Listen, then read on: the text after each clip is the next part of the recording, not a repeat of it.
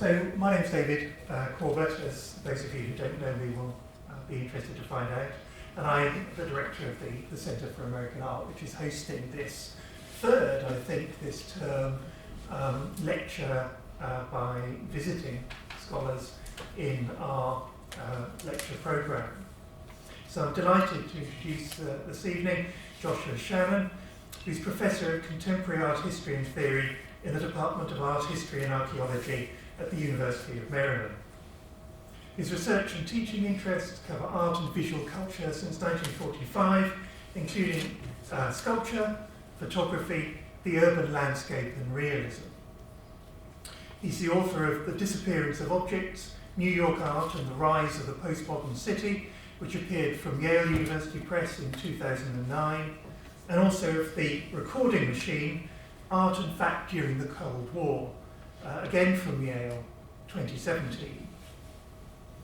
Professor Shannon has also published articles and reviews in journals including American Art, The Art Bulletin, Modernism, Modernity, and October.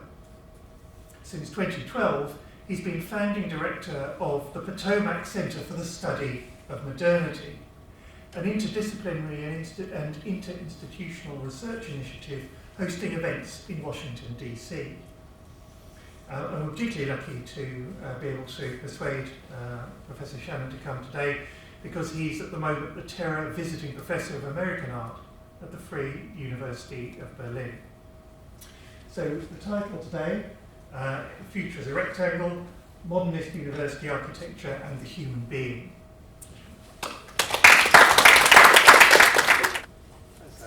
Thank you, David. It's such a pleasure to be at the Courtauld. I'm so grateful for the invitation. It's such a pleasure to be in London, and I have never set foot in the Courtauld before. These are your temporary gigs, I can hardly wait to be back someday, I hope, when you're back in your regular home.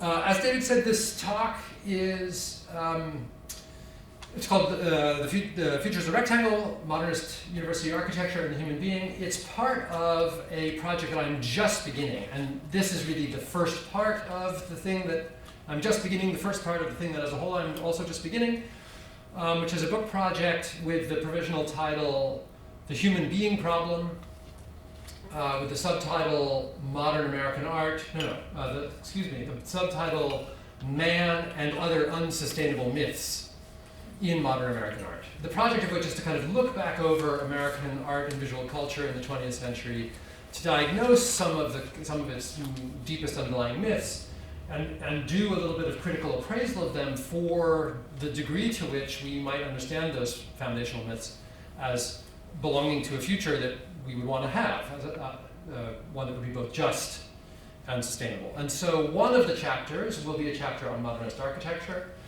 and that's the version, that's a piece of which is what you're going to hear tonight. Okay, it has 4 scenes, tonight's talk. Neckties and cocktail dresses or the mass elite, modernist architecture and its man, tomorrow the world, and individualism and collectivity. So, scene 1. Sometime between 1970 and 1974, an architectural planning firm named Cook Brackett furnished 2 paintings of the Art Sociology building, designed by the architect Warren G. Sargent, and soon to be constructed at the University of Maryland in College Park. The paintings, in fact, offer a very accurate depiction of the main facades of the building as they would look when completed. They're also remarkable for their space and emptiness, for their raking light, and I think especially for their soft feeling of the handmade. They really are paintings. What's most striking about these paintings, by far, from my point of view, looked at 50 years later, is their staffage, the little figures that scatter across the landscape and around the building. Cook Brackett's painter included 34 main figures in these two images. And so far as we can tell, every single one of them wears either a necktie or a cocktail dress. These are not the fashions of the 1970s, needless to say, but of 20 years earlier. The men's jackets are long, the women's dresses are formal and modest. And it's remarkable that none of the characters are carrying books, or a backpack, or even a pad of paper. It's as if the dream here is hardly for education at all. And in other ways, too, these figures hardly seem to match what students actually looked like at the University of Maryland in 1970. At a time when race and gender were pressing even violent questions on campus, here we have a cast that is mostly male, and as far as we can tell, entirely white. While these planning documents pictured students as if chatting amiably at a 1950s cocktail party, in the press, University of Maryland students were actually seen protesting or even being scattered by the National Guard's tear gas. Now, I would submit that the disavowals in this painting are not simply the product of a nostalgic or a conservative painter, wishing away homework, marijuana, and political dissent. On the contrary, I think the weirdness in these paintings is a product of an identity crisis that was running through the very idea of the American university around 1970. At the time, US universities were growing at a breathtaking rate, and this made for great uncertainty. Was the university an institution, as it had historically been, for nurturing the elite, or was it for educating the middle and working classes? Was the university fundamentally the domain of white men, or would it serve the whole of a diverse society? And, relatedly, what was the university's purpose? Was it humanistic or technocratic? Would it cultivate expression and critical inquiry, or instead produce knowledge useful for capitalism and empire?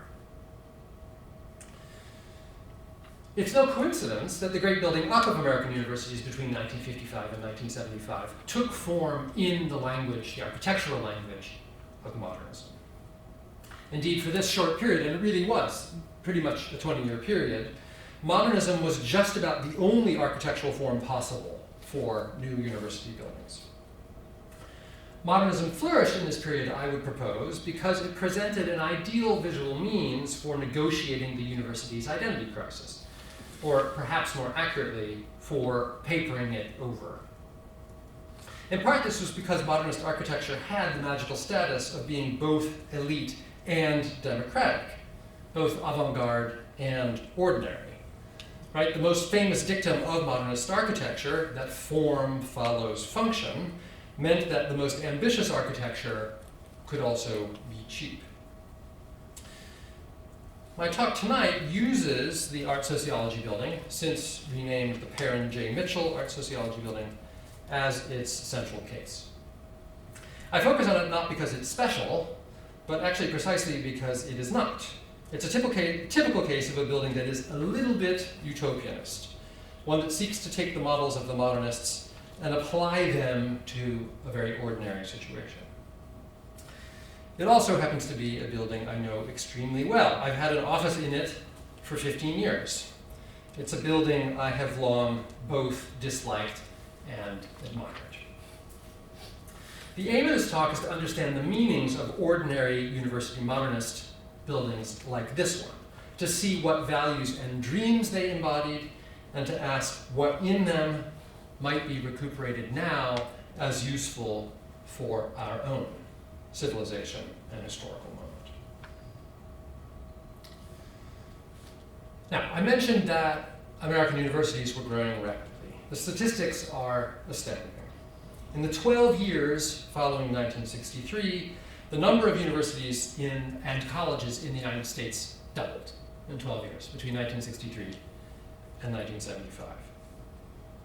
And while 2.7 million Americans were enrolled in universities in 1955, which was already a huge growth over the numbers before World War II, 2.7 million in 1955, this figure rose to 7 million by the end of the 1960s. So again, only in about a 15-year period. Indeed, by the late 1970s, about half of all college-aged Americans were students. Meanwhile, women, who had represented just over a third of students in 1960, were by the late 1970s already a majority of university students. As is fairly well known, the most visible advocate for this expansion and transformation of American universities in this period was Clark Kerr, first as Chancellor of the University of California, Berkeley, and then as President of the whole University of California system.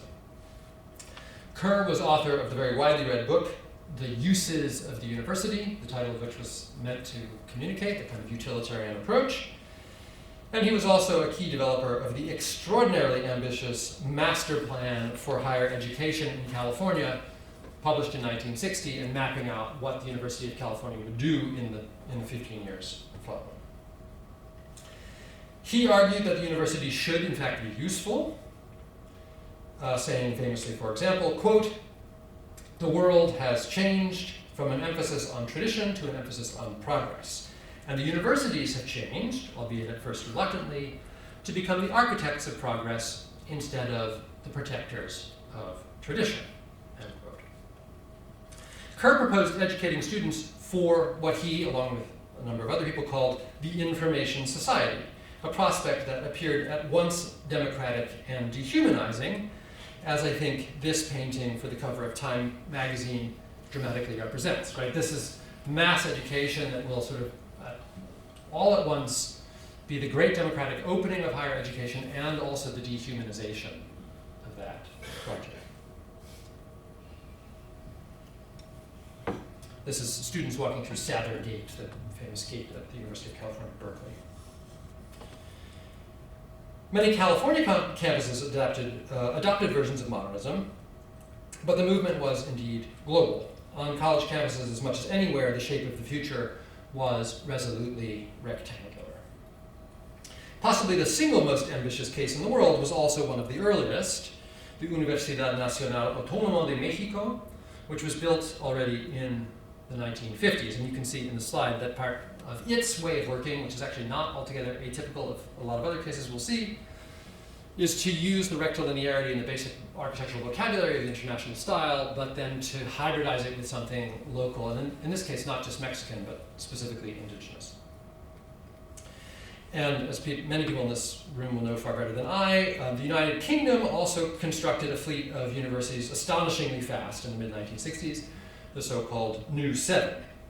These too aimed to make university education available to more students from a wider swath of society. Most of the sites chosen were rural areas at the edges of smaller cities, not too far from London, manifesting an odd blend of social progress with the trappings of aristocracy. The selected site was often adjacent to an old manor house that would serve, at least initially, as the central administration building. Perhaps the most well-known, or certainly one of the best known of these cases, was the University of East Anglia, designed by Dennis Lasdun in the mid-1960s and already occupied by the end of that decade. Here, an undulating block of classrooms, the so-called teaching wall, is joined by concrete walkways, elevated walkways, to the distinctive student housing in glass ziggurats that you see in the slide on the left and to the left of the aerial view. Automobile traffic was left underneath. The dream was of a new form of academic community appropriate to the age, one that publicity photographs revealed to have been a mix of learning and fun, of elite status and up-to-date youth culture. Stefan Mutesius, the one scholar to have assembled a prodigious history of university modernism, also illustrates a remarkable document of past and future, of elite and mass, in this 1977 photograph of an academic procession at East Anglia, complete with the robes by the designer Cecil. The University of Exeter, designed by Kenneth Capon in the same years, opened perhaps with even greater fanfare. It was strikingly novel and ambitious, especially in its high-rise student residences on either side of the teaching cluster, as you see here. which were again intended to promote pedestrian access for large numbers of students. And in the background of the slide, I love this about the slide, you can see Wivenhoe Hall, the initial home of the university, which is this, right, in the back. Once actually subject of a Constable painting that now hangs at the National Gallery in Washington. I just saw downstairs while I was waiting by the entrance that actually in the Courtauld collection there's a Colchester Constable painting as well. So anyway, these institutions were built around the idea of the manor house, but then of course the university was to be the forward-looking set of rectangles.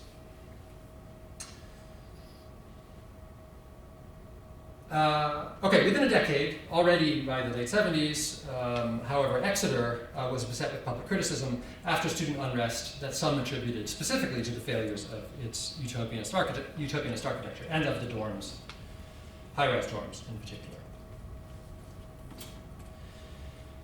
In the United States, perhaps the purest example of a 1960s master, oh, that's my Exeter slide.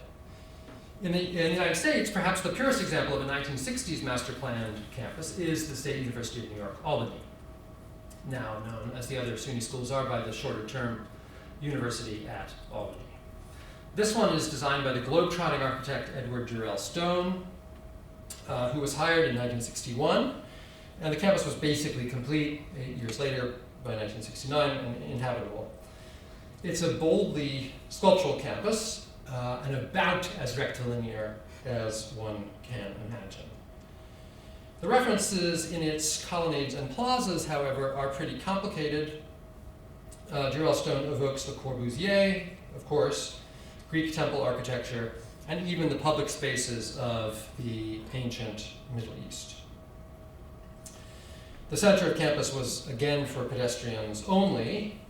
The overall expression was unmistakably an effort to match democracy with grandeur. Okay, scene 2.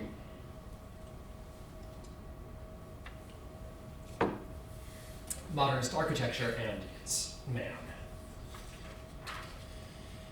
Now, I want to go back here briefly into the longer history of modernist architecture to recover some of its rhetorical claims about human beings and what modernist architecture, might do for them, for human beings.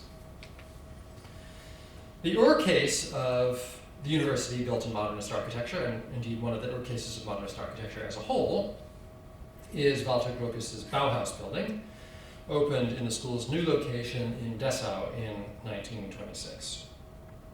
The school, of which Gropius was also director, was famously an effort to marry the fine and the applied arts, and it sought to invent designs that could be at once avant-garde and mass-produced.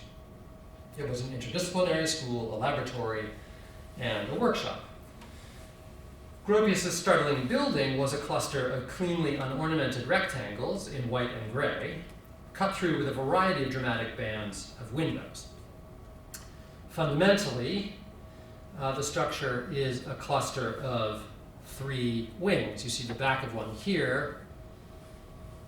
That's the one that appears on the left in your slide, the aerial view here.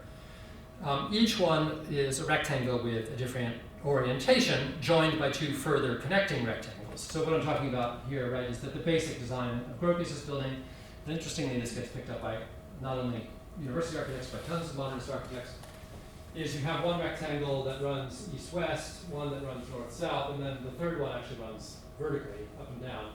And then they're sort of centrifugally arranged with a couple of connecting sort of corridors in public spaces.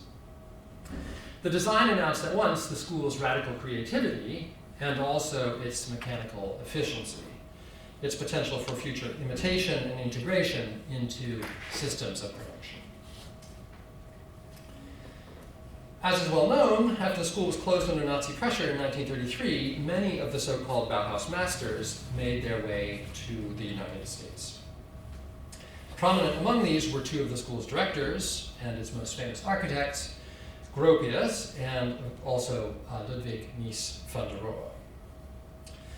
Although the mainstream history of modernist architecture recounts its transformation in the United States into a new style for corporate office towers, the relatively untold part of this story, although from my point of view, the part by far more pervasive in the built environment, is the evolution of international style modernism into the lingua franca for civic architecture in the United States. Schools, post offices, jails, churches, and of course, universities.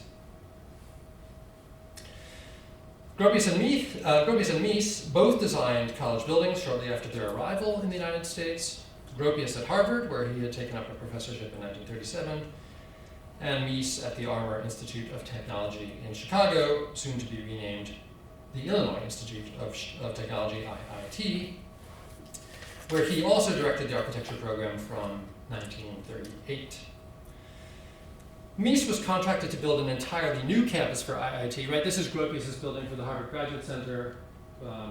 By the standards of what you're about to see, actually rather modest. Mies, in turn, was contracted to build an entirely new campus for IIT, and his design amounted to a monumental riposte to the traditional forms of the university, perhaps especially and particularly dramatically, the nearby neo-Gothic campus of the University of Chicago. Mies's IIT buildings are rectangular and transparent, made of glass and steel. They occupy a grid surrounded by open space, part of a huge so-called slum clearance and urban renewal project on Chicago's south side. So part of a project that dislocated thousands of African American residents for a supposed upgrade of the urban environment. Cranham Hall, the most photographed building on campus, takes the approximate form of a Greek temple and makes it transparent while also maximizing its rectilinearity. The inside is flexible and open, and the facade emphatically insists on democratic transparency, the very opposite of the ivory tower's rusticated stone.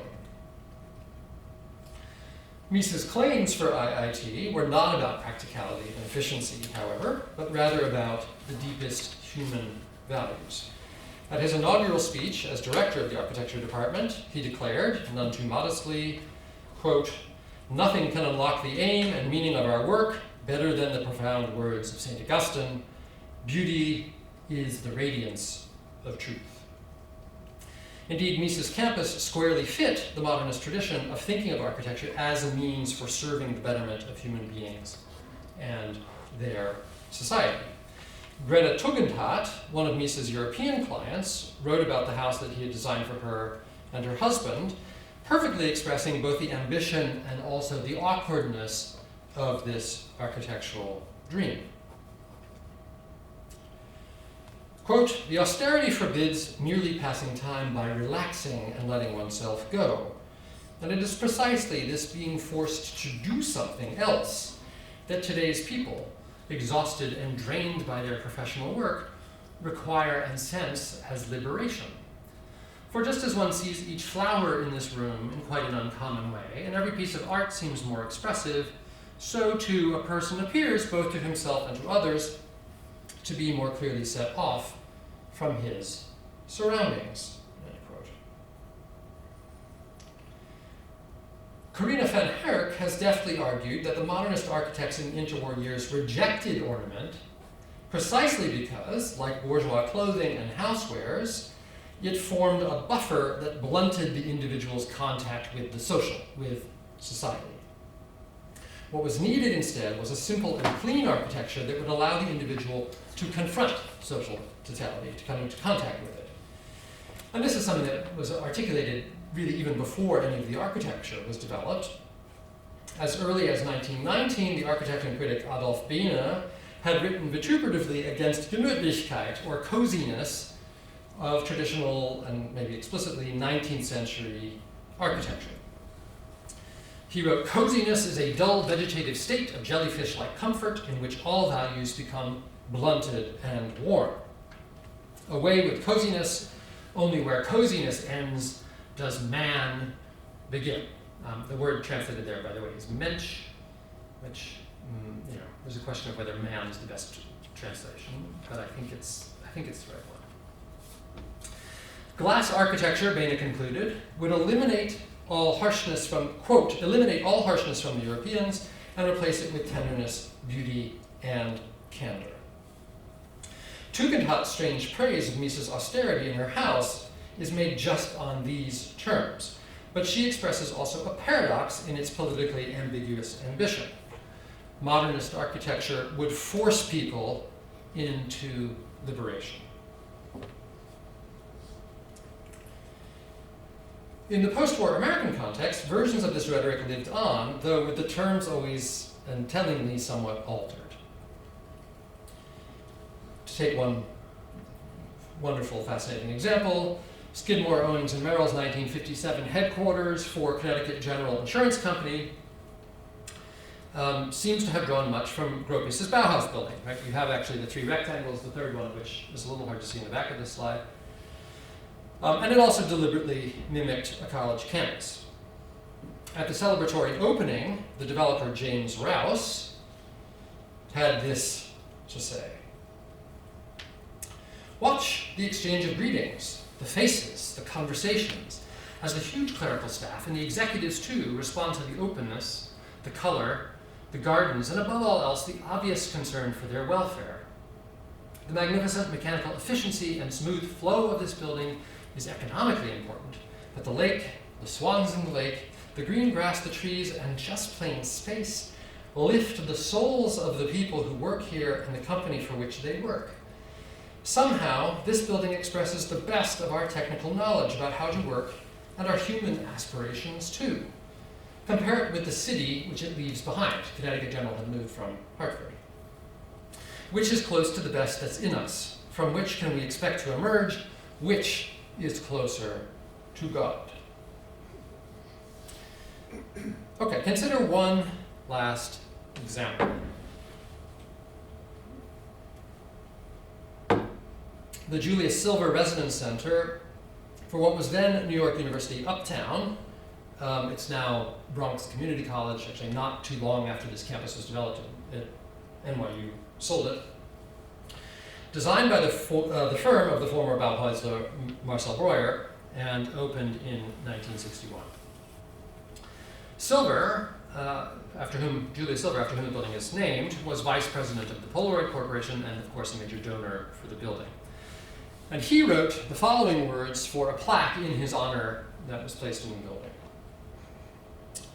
"It is my hope that this center of brotherhood and learning, dedicated to the democratic way of life, will assure to all equal opportunity to cultivate those qualities of intellect and character which provide the ferment for progress and thus contribute to the advancement, the power, and the dignity of a free society."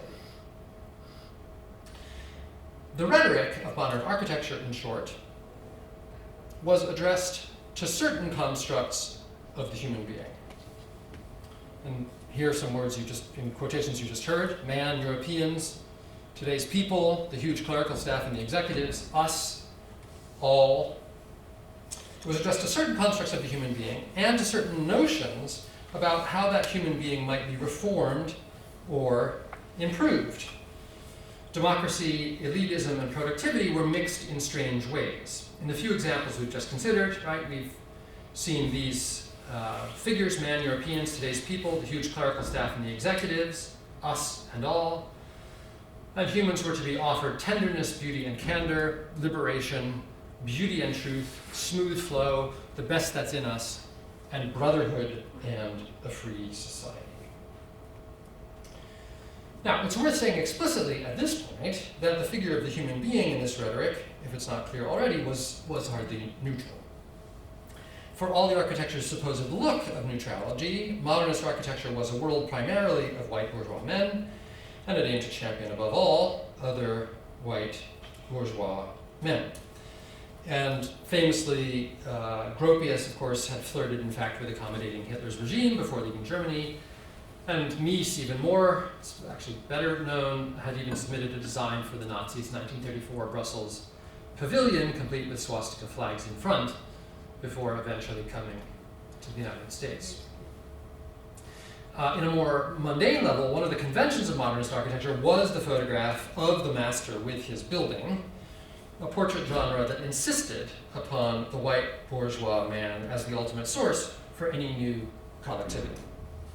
We see examples of Mies here with Cranham Hall, Edward Durrell Stone, he's in the middle there. That's not SUNY Albany, actually. It's a NASA project for Cambridge, Massachusetts. And Gordon Bunshaft here, complete with pipe, at the Beinecke Library at Yale University. And I'll just say quickly, this image, I saw this image at an MA defense probably in 2006 or 2007 or something. It was a project somebody wrote an MA thesis on Bunshaft, and I thought, what is up with that pipe? And in some sense, I think it's almost really the pipe in this photograph that started me, now 15 years later, started me down this whole project. So, we should return from this history of modernism's conflicted humanism to our central subject, the later and mundane cases of university modernism. There were countless buildings that borrowed something from modernism's ambition and sought to hybridize it with ordinary, everyday needs. These cases of what we might call minor modernism were usually not built of glass and steel, but instead of concrete and brick. Between about 1950 and 1980, thousands and thousands of them appeared all over the United States as grade schools, junior high schools famously, as post offices, sort of endlessly as post offices, as churches, and indeed as one university building after another. To offer a more or less random example or sample, there are cases at Rutgers University, here's some dorms, State University of New York, Brockport, a library, Columbia University, also dorm, and of course, our central case, the University of Maryland. Okay, scene 3. Tomorrow, the world. Planning for a new building to house the art and sociology departments began at the University of Maryland in the 1960s. Both departments filed reports in 1970 detailing, actually at quite great length, their wishes for the new structure. Despite the art department's hopes for hiring someone like Charles Moore, the path-breaking architect associated famously with UC Santa Cruz, for example, the university in fact engaged the local firm of Warren G. Sargent and Associates, whose other work included apartment buildings in the region. Ground was broken on August 15, 1973. Then financing problems related to the oil crisis, unusually wet weather, and disputes with the contractor caused bad delays. The building opened almost exactly a year behind schedule, just as the 1976-77 school year was beginning. Some of the interior finishing, including seats in the auditorium, were still missing as classes began. Now, I want to talk a little bit about the overall form of the building. Again, a little bit like the Bauhaus building, this one was conceived as a group of rectangles around a sort of central pivot. You'll see in this slide a wing for sociology, wing 1 sociology, a wing for art, wing 3, joined by wing 2 called the Commons, a central area where people using both departments could gather. Overall, the building has a very ambivalent relationship to monumentality, as if planned to be both notable but not too notable. Indeed, the art department had asked the architect explicitly to design a building that would be, quote, contemporary while, quote, harmonizing with the more traditional architecture nearby. They asked for a structure, quote, not bizarre in its modernity, but in a modern idiom of dignity and sobriety, end quote. Now, I want to just quickly take you on a little walking tour around the building. And so what we'll do is we're going to actually start right here where it says you are here. You'll see this facade. And I'm going to walk you west along the long part of the building, back around the other long side, and then we'll come back up to the front. We'll go up some stairs here. There's also a public plaza space that's a little hard to see in this plan that we'll dip into shortly after you see the first facade. Okay, the main entrance for most students is this north facade, seen here. It faces Tawes Plaza, which on its three other sides is flanked by buildings in the university's predominant neo-colonial style.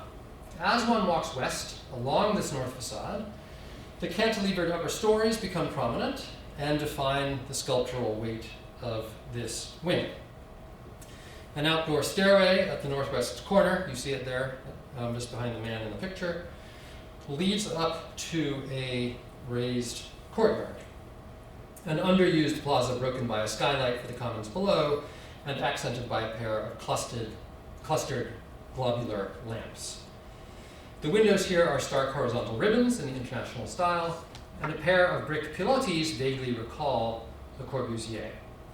Green corrugated metal roofs, meanwhile, recall traditional barn and even maritime architecture and add a feeling of lift to the structure. And I'll just say, this is my office here, right? That's my window that's the one window I get to open onto this plaza.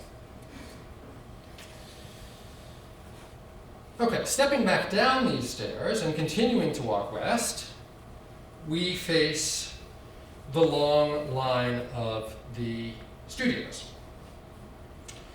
The windows here are again in horizontal bands, unadorned, but aside from a cutaway in the northwest corner, the mass here is treated very functionally, with a minimum of sculpture. Turning the corner to the west facade, the one that faces a sculpture lawn and then a gigantic parking lot behind it, we see a stack of balconies made from a trapezoidal cutaway, which give this heavy wall a somewhat wing-like shape. Rounding the next corner, we again see the windows of studio spaces, but the wall plane is broken with setbacks that recall the long horizontals of Frank Lloyd Wright. Walking to the other end of this very long facade, we see the building's south entrance, and on a portion of the second floor that is at once cantilevered and set back, the dark band of windows belonging to the art library. Rounding this corner, we face the east wall and the exit doors of the big lecture hall, which you see in the center of the slide, and another outdoor forum-like space, this one built as a series of steps. Ascending these back to Tawes Plaza and turning to the left, we return to the main entrance. Now, before we step inside, I want to focus for a moment on the windows that I keep talking about and on their meanings. As I've mentioned, the architect was asked to make a building that would be modern while blending with the historicist campus around it, especially here on the south side. In fact, he believed, and it was reported in the student newspaper again and again, that this was the side that integrated the building with the rest of the campus. The windows seem to have been especially important in this endeavor. The architectural painting of the facade seeks to emphasize the compatibility of the new building, right? It situates it way in the background of its campus context, and even placing the shuttered windows of Anne Arundel Hall prominently in the left foreground. And indeed, in addition to matching the brick of the existing buildings nearby, they're really the same color, the architect matched their windows in size, shape, and spacing. Where he departed emphatically, however, was in rejecting the domestic associations of the nearby windows, their sashes, mullions, and decorative entablatures. These Sargent replaced with the simplicity and modularity of single sheets of glass, minimally set off, and each turning on a central pivot. The rendering takes the trouble to articulate that art sociology's rooms will be hung with vertical Venetian blinds and tubes of fluorescent light. The model is no longer to be a manor, but rather an efficient institution.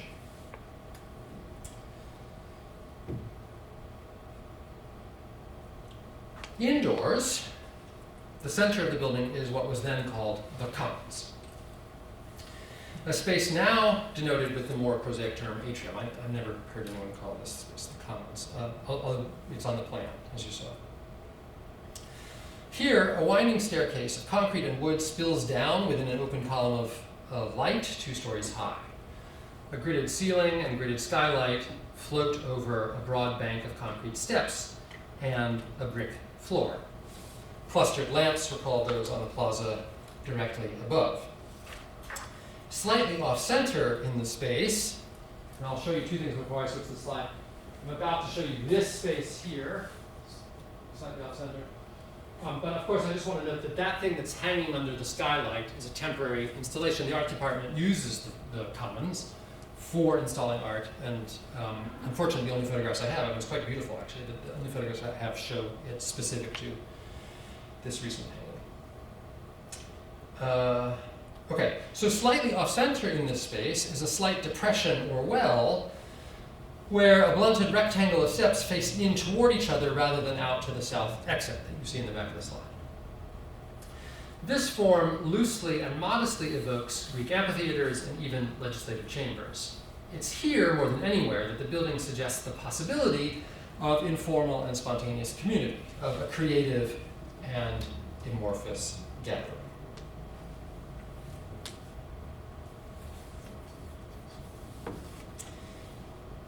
Indeed, the democratic creative idealism we perceive in this space was an explicit intention for the building. The art department's 71-page report for what they wanted in the building, which they filed in 1970, detailed their wishes for this structure. Wherever possible, the department declared, the experiential aspects of the building must be given the same priority as the functional. The client for the building is the student. The desired structure, the department continued, is, quote, a place for gathering, talking, and exchanging ideas and experiences. The building must be designed in such a way that this interaction is not only possible, it is invited. Quote. The sociology department, too, was thinking of community values. In their report, they asked for a flexible building since, as they put it, quote, it is near to impossible to predict the social, intellectual, emotional environment of any university. After consulting both reports, the university's planning and engineering office had compiled a list of guiding principles for the building, which declared, even more dramatically, on page 1 of their report, the principal reason for the existence of the university is to provide situations in which young men and women can gain information and develop attitudes and concepts that will make them better citizens. To meet this need effectively, the surroundings of the university must be such as to motivate the individual to better moral, mental, and physical development. Facilities can materially contribute to these goals. Warren Sargent's project for art sociology, in short, was to adopt a version of architectural modernism that could fulfill the gentle utopianism of professors and university officials circa 1969.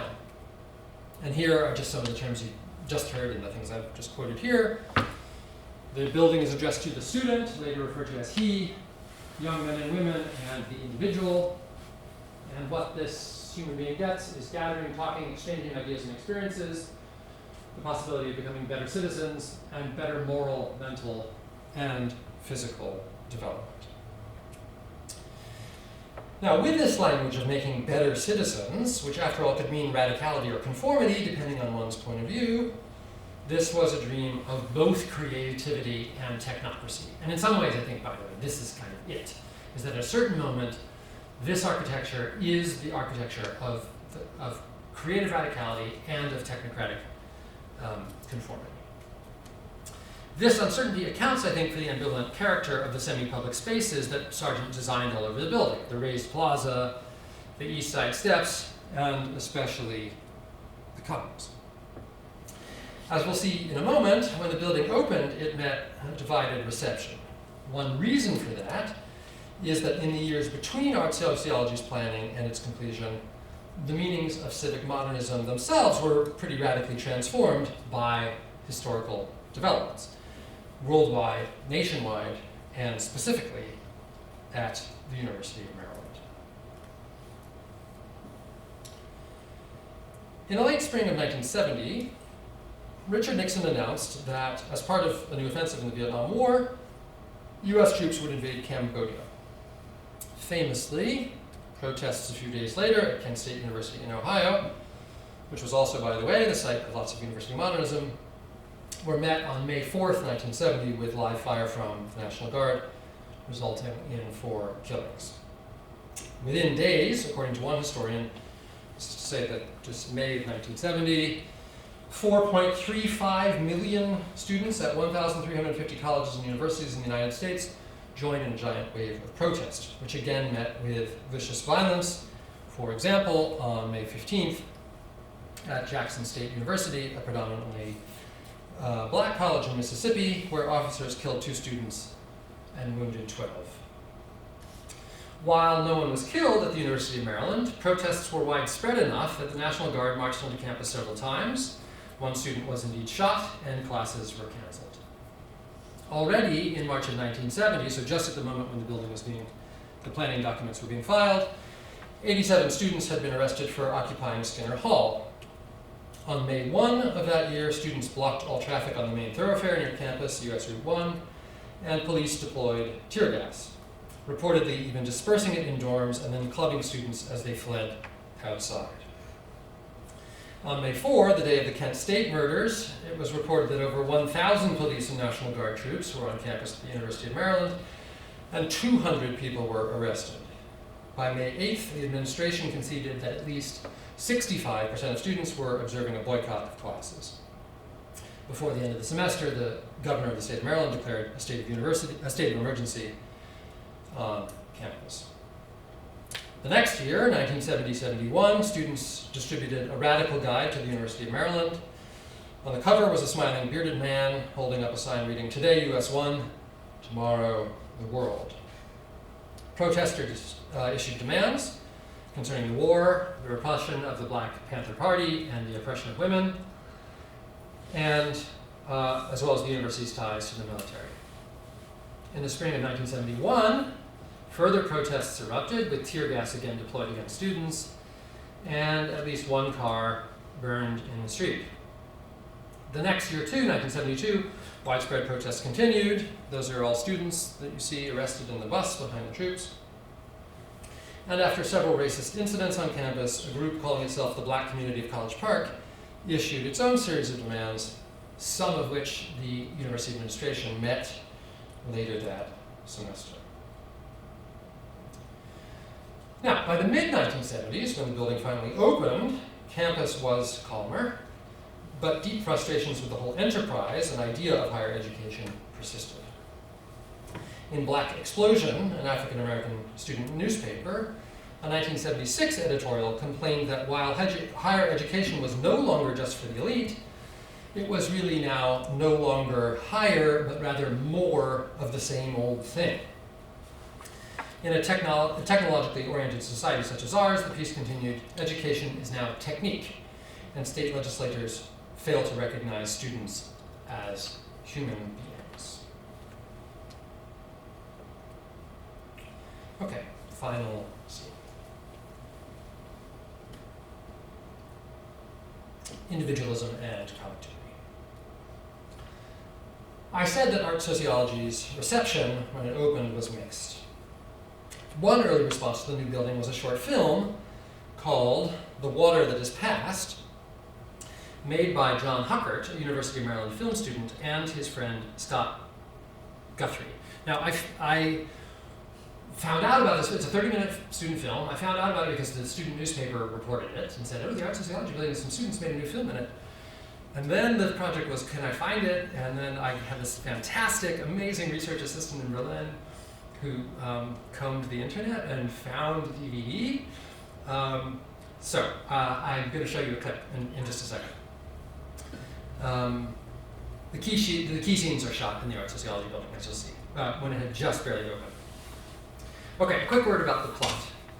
The film's protagonist is an aging man named Ernie Newman, you see him here, who spends his days by a lake, drinking, singing, and playing checkers, with a man named Rose, an old friend with whom he served in World War II. In a sweet southern accent, Ernie explains in a voiceover that he was born at home, delivered by an old country doctor. Ernie, however, misses his youth, and he is soon taken to a facility called the Maryland State Rejuvenation Center, enter art sociology, where he is to be given the body of a young man to inhabit. We see computer printouts, lights, and tapes, and even the body of a univac. For reasons unexplained, the young man whose body Ernie will inhabit is comatose, but his body, as you will see, has to be prepared for the transfer. The movie ends when Ernie, now young, rejoins his friend Rose at the lake, who fails to recognize him. Okay, so here's a short clip from pretty much the center of the middle of the movie.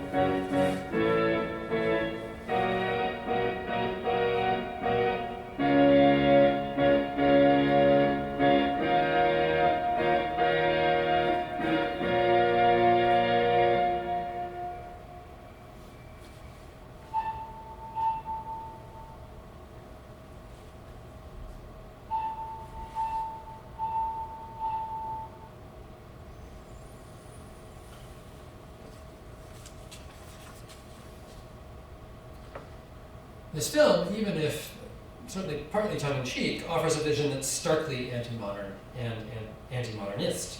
It depends, in part, on the darker meanings that civic modernism had accrued between the late 1960s and the mid-1970s, the period we just talked about. The very spaces that had been planned for igniting communal and democratic citizenship appeared instead as the state's arena of inhuman power and conformity. It is in these very spaces that emotionless figures dressed in the lab coats of the technocracy shave off the sign of the young men's quite personal bodily resistance, their long hair. More broadly, and the whole film, right, the scenes you saw is about sort of the disciplining of the bodies of the young. And the using of them. More broadly, public reception of the building was fundamentally ambivalent. In its opening day coverage, the Diamondback, the main campus newspaper, saw both community and administration in the new building. It observed that the sociology department, for example, and this is all inside one sentence, that the sociology department, for example, would have both, quote, a new and sophisticated laboratory for small groups, as well as well-equipped statistical and data processing facilities. A professor of printmaking in the art department, Jim Forbes, had told the Diamondback, while the building was under construction, that he preferred teaching in the old temporary studios, temporary buildings built during World War II, which he observed had porches and were closer to nature. He said that he was planning to rip the porch off his old classroom and attach it to the, quote, Byzantine monstrosity, end quote, that was under construction. When the building actually opened, however, Jim Forbes, the same professor, expressed fundamentally mixed feelings. The Commons, he said, was most spectacular and important. At the same time, however, he wondered, quote, how students will feel about themselves in the new building. I know my creativity will be stifled somewhat by the hospital-like cleanliness, end quote. Here was an architecture that seemed at once to serve democratic community and to threaten it. So I promised to conclude with some reflections on what, from university modernism, might now be useful to us. What it can offer us or show us that might be useful in our own effort to secure a just and sustainable future. Certainly, it's true that art sociology, like university modernism in general, exhibited a flawed idealism. It imagined, for example, an inequality that it really did nothing to make real. It also wished to construct the moral fiber of citizens. And if that project could mean fostering spontaneous democratic community, it could also, and to an increasing number of people, mean enforcing obedience to techno-imperialistic power. For all these faults, though, university modernism also embodied a very important kind of thinking. It imagined a local, national, and international form of collectivity. Furthermore, it insisted that this collective was not private and domestic. It wasn't modeled on the domestic or the manor house, but above all public and linked to the ideas of progress and the common good. Consider how different the university modernism is from more recent architecture at universities, which has, I would submit, largely gone back to imitating domestic architecture of the wealthy, only now condos and lofts rather than manor houses. The modernist history of the university is a reminder to think of education as more than the fostering of enterprise and innovation. Fearless ideas is the University of Maryland's entrepreneurial slogan. It is also a reminder to insist on the university as a public realm for saving the future. And it's this that I think we have to breathe life into. But we cannot afford to do so, however, by thinking of this future, as the modernist architects did, as an exclusively human one. If we don't think more broadly of our planet, dislodging ourselves from the center of the future we imagine, then the natural world will simply come claim all our humanist modernism. Thank you.